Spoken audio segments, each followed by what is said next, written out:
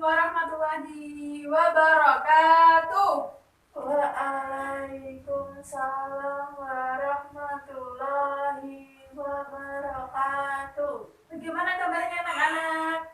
Alhamdulillah baik, Bu. Ya, nanti kalau Bu Guru bilang bagaimana kabarnya, nanti dijawab Alhamdulillah, saya sehat, saya kuat, Allahu Akbar, gitu ya. Ya, Bu. Bagaimana kabarnya anak-anak? Alhamdulillah, saya sehat, saya kuat, Allahu Akbar. Ya, pintar. Nah, sebelum kita awali pembelajaran kali ini, marilah kita berdoa terlebih dahulu. Coba Mbak Dina, karena tadi berangkatnya lebih awal, Mbak Dina yang mungkin berdoa ya. Ya, yuk. Berdoa mulai. Bismillahirrahmanirrahim.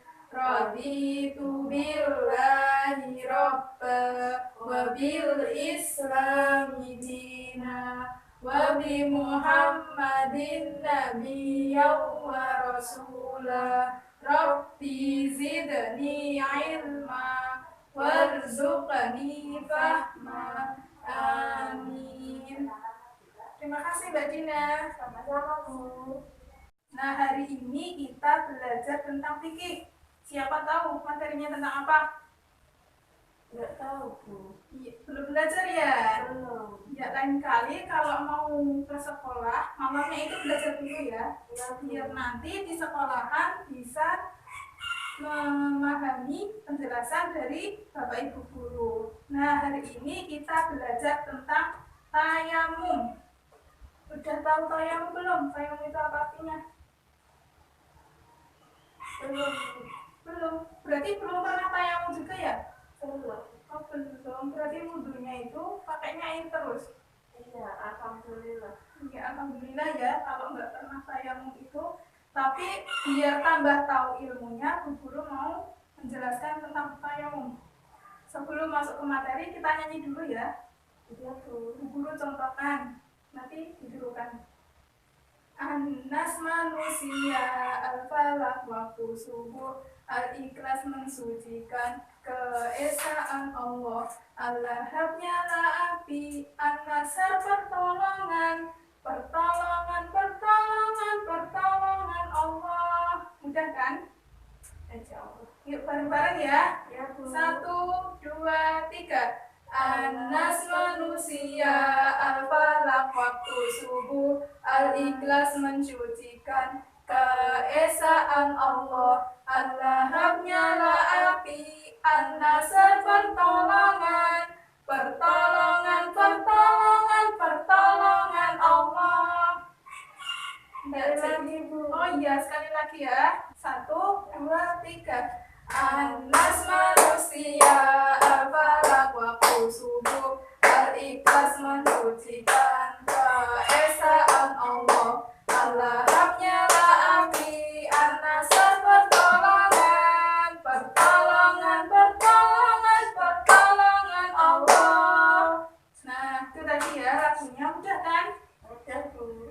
Ya, jadi kita itu harus selalu bersyukur atas pertolongan Allah. Contohnya seperti tayamum ini. Nah, tayamum ini artinya bersuci seperti wudhu. Kalau wudhu itu pakai air ya, tapi kalau tayamum itu pakai debu.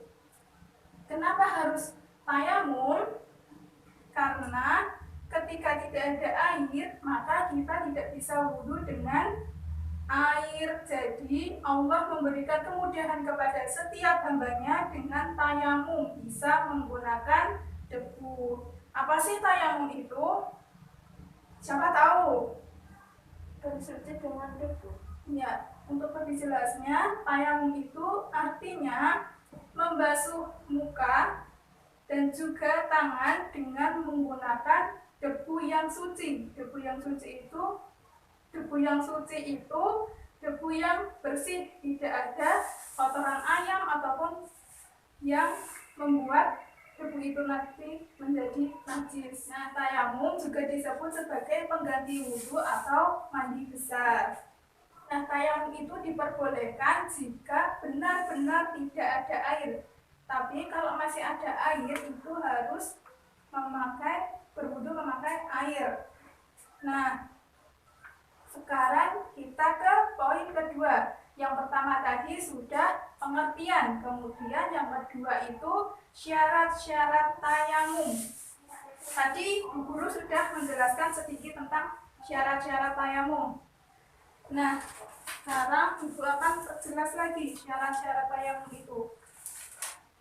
Sebelumnya siapa yang tahu syarat-syarat tayamum itu apa aja? Tidak ada air. Selain itu, di sini ada gambar syarat-syarat tayamum. Yang pertama, ketika sakit. Sakitnya ini benar-benar sakit yang parah, tidak boleh terkena air. Kalau terkena air, penyakitnya bisa bertambah parah. Jadi harus tayamum pakai debu. Yang kedua, itu sedang perjalanan.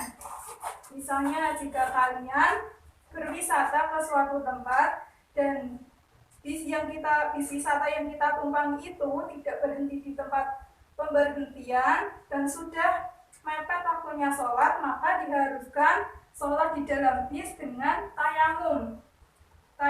Tayamumnya bisa di kursi ataupun jendela-jendela yang ada di dalam bis yang harus ada debunya. Kemudian yang ketiga itu ada kekeringan. Kekeringan kan tidak ada air ya, jadi harus bertayamum. Jika sudah benar-benar dicari tidak ada air, maka kita harus tayamum. Kemudian yang keempat itu tidak cukup air. Misalnya airnya itu hanya cukup untuk kita minum. Jadi kita diperbolehkan untuk tayamum. Atau ada hewan yang kehausan dan airnya cuma sedikit, maka kita itu harus memberikan air itu kepada hewan itu. Jadi kita bisa bertayamum dan airnya bisa diminum oleh hewan karena tayamum itu diperbolehkan memakai debu. Kalau hewan kehausan itu kalau nggak minum nanti gimana? Nah iya, pintar. Jadi kita harus menolong nyawa seseorang ataupun hewan yang ada di sekitar kita. Nah, selanjutnya nomor 5. Ini ketika keadaan bahaya, misalnya di sumur. Ketika kita misalnya ada satu sumber air yang bisa digunakan untuk wudhu, tetapi di situ ada hewan yang berbisa atau hewan yang mematikan. Jadi diperbolehkan untuk bertayamum. Kalau dipaksakan untuk wudhu di tempat tersebut, maka nyawa orang yang wudhu di situ tidak akan tertolong, malah tidak jadi sholat kan, dosanya banyak. Lebih baik bertayamum daripada harus diterkam sama binatang buas dan belum sholat. Nah, jadi diutamakan untuk tayamum. Nah, selanjutnya itu kekurangan air, airnya cuma sedikit. Jadi ketika sudah mencari kemana-mana ternyata tidak ada air, maka diperbolehkan untuk tayamum. Tapi harus dicari benar-benar ya. Kalau masih ada air yang cukup untuk wudhu, diutamakan untuk wudhunya dulu. Jadi tidak boleh bertayamum kalau masih ada air ataupun sakit parah tadi. Contohnya apa? Sakit parah yang tidak boleh terkena. Contohnya apa? Sakit parah yang tidak boleh terkena air hingga membuat penyakit tersebut semakin parah. Apa? Gak tahu. Contohnya demam tinggi, kan itu nggak boleh ya terkena air. Ataupun luka bakar, itu juga nggak boleh ya. Itu diperbolehkan untuk tayamum. Nah, yang poin ketiga itu tentang rukun tayamum. Siapa tahu rukun tayamum ada berapa? Ada berapa? Salah. Berapa coba? 3. Salah. Iya, pintar. Tayamum itu rukunnya ada 4. Apa aja coba Mbak Sopo? Nah, tadi rukun tayamum ada berapa, Mbak Dina? 4. Iya, pinter. Apa aja coba rukun tayamum? Apa aja? Niat. Niat, ya pinter. Yang pertama niat. Yang pertama niat ya. Niatnya gimana? Lupa. Guru contohkan ya. Nawaitu tayamuma li istibahatis sholati fardhan lillahi ta'ala. Bisa nirukan? Bisa. Ya, coba. Nawaitu. Ayo Mbak Dina. Nawaitu Tayamuma li istibahati sholati fardhan lillahi ta'ala. Belum hafal ya? Ya. Nanti Bu Guru tuliskan. Ya. Kemudian rukun yang kedua apa? Mengusap muka. Ya, mengusap wajah. Kemudian yang ketiga, Itu tangan. ya pintar. Yang ketiga, mengusap kedua tangan sampai siku pintar. Kemudian yang terakhir apa? Tertib. Ya, tertib. Pintar banget Mbak Dina. Tertib itu apa coba? Urut. Ya, tertib itu urut atau berurutan. Jadi, keempat rukun tayamum ini harus dilakukan secara berurutan. Dari niat, mengusap wajah, mengusap kedua tangan sampai ke siku, dimulainya dari yang kanan terlebih dahulu. Kemudian tertib. Jadi harus berurutan. Kalau tidak berurutan, nanti tayamumnya tidak sah dan sholatnya pun juga menjadi tidak sah. Iya, pinter Mbak Dina.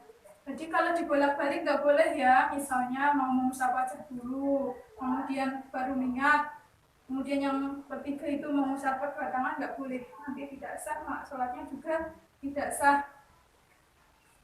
Tadi kan belum hafal niat, Bu Guru tuliskan dulu ya. Sambil dibaca. Nawaitu. Iya.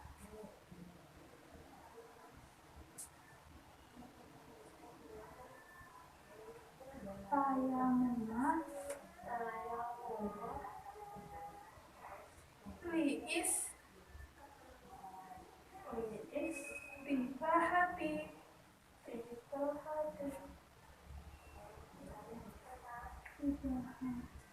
sholati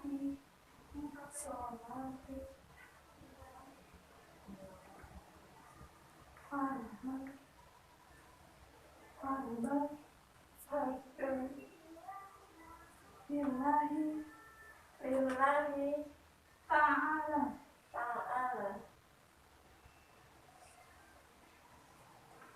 Ya, dibaca bareng-bareng ya.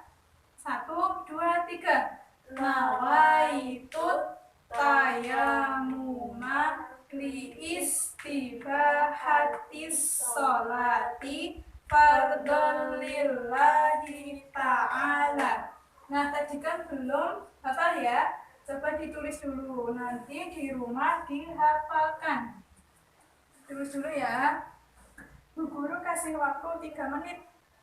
Udah bisa nulis Arab belum? Panjang ini. Bisa titik. Iya. Bu Guru kasih tambahan waktu, jadinya 5 menit ya nulis ini. Gimana anak-anak, sudah selesai menulis niat tayamum? Sudah, Bu. Sudah, ya. Bagus. Nah, sekarang ada yang tahu cara tayamum itu gimana? Tadi kan Mengusap wajah. ya, bagus. Yang pertama mengusap wajah, yang kedua Mengusap kedua tangan. ya, mengusap dengan kedua tangan. Nah, tayamum itu dibagi menjadi dua, yaitu dengan mengusap wajah, dan yang kedua yaitu dengan mengusap kedua tangan. Nah, sekarang sunah-sunah dalam tayamum, ada yang tahu? Belum. Ya, sunah-sunah tayamum yang pertama yaitu dengan membaca basmalah. Yang kedua yaitu mendahulukan bagian yang kanan. Dan yang ketiga yaitu tertib atau secara berurutan. Nah, yang pertama yaitu dengan membaca basmalah. Gimana bacaan basmalah itu? Bismillahirrahmanirrahim. Ya, bagus. Bismillahirrahmanirrahim. Nah, selanjutnya yaitu hal-hal yang membatalkan tayamum. Ada yang tahu anak-anak? Tahu belum? Sudah tahu belum? Kentut, Bu. Ya, yang pertama yaitu segala sesuatu yang membatalkan wudhu seperti kentut atau buang angin. Kemudian tertidur. Yang ketiga yaitu menyentuh kemaluan tanpa menyentuh kemaluan tanpa alas. Dan yang keempat yaitu bersentuhan dengan laki-laki maupun perempuan yang bukan mahram. Nah, yang kedua yaitu ditemukannya air. Nah, jika kalian sudah melakukan tayamum tetapi kalian sudah menemukan air, maka tayamumnya menjadi batal dan kalian bisa menggantinya dengan berwudu. Nah, yang ketiga yaitu hilangnya penghalang. Apabila halangan untuk mendapatkan air sudah tidak ada, maka tayamumnya menjadi batal. Nah, selanjutnya yaitu kita akan praktek tayamum. Nah, anak-anak gimana? Sudah tahu belum urutan tayamum itu? Sudah, Bu. Gimana? Nah, sekarang Ibu mempunyai gambar apa anak-anak? Praktek tayamum. Ya, ini adalah gambar praktek tayamum dengan berurutan ya. Yang pertama yaitu dengan menempelkan kedua telapak tangan kepada benda yang berdebu. Kemudian meniup debu. Kemudian yaitu dengan mengusapkan ke Wajah. Ya, mengusapkan ke wajah. Kemudian mengambil debu lagi, kemudian ditiup dan diusapkan ke kedua tangan. Kemudian baru berdoa. Nah, Ibu contohkan ya bagaimana tayamum itu.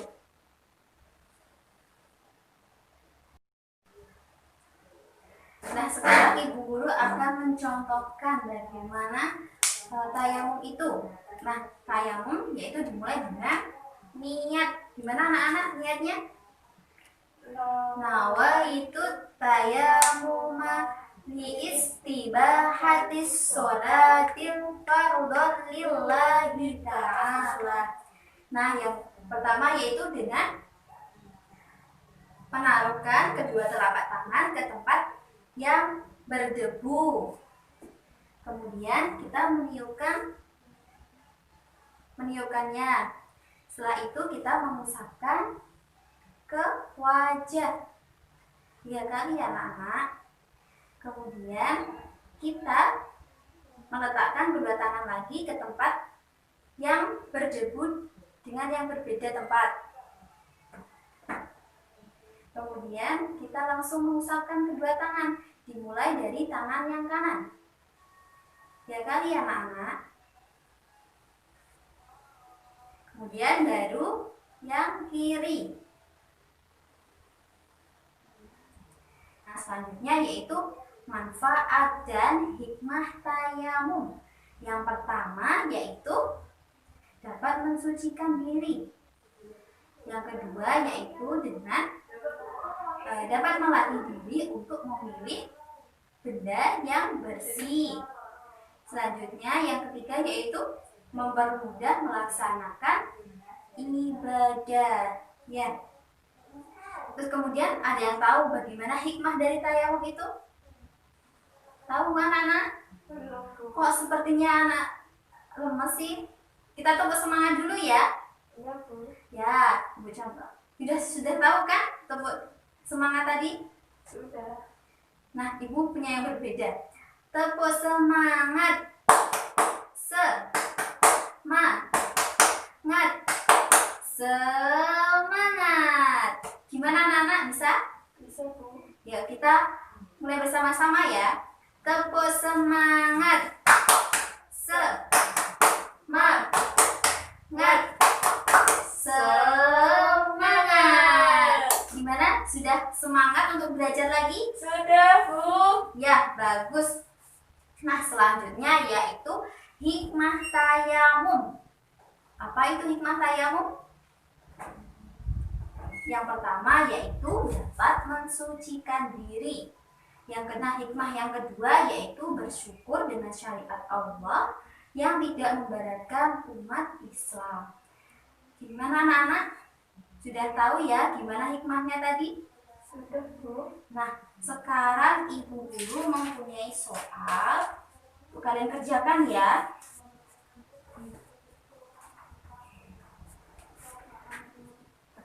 Gimana anak-anak soalnya? Mudah kan? Sudah, Bu. Bisa dikerjakan ya.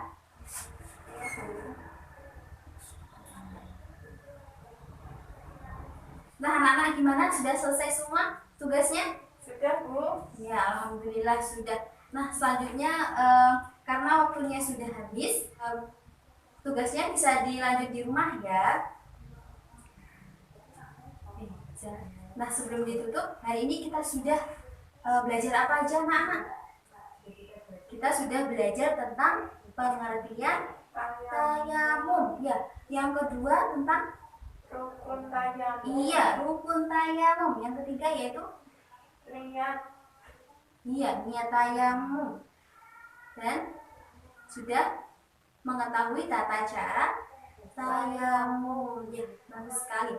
Nah, anak-anak cukup sekian dari Ibu. Kurang dan lebihnya Ibu mohon maaf. Sebelum Ibu tutup, kita doa kafaratul majlis dulu ya. Subhanakallahumma wa bihamdika asyhadu an la ilaha illa anta astaghfiruka wa atubu ilaik. Cukup sekian. Wassalamualaikum warahmatullahi wabarakatuh. Waalaikumsalam warahmatullahi wabarakatuh.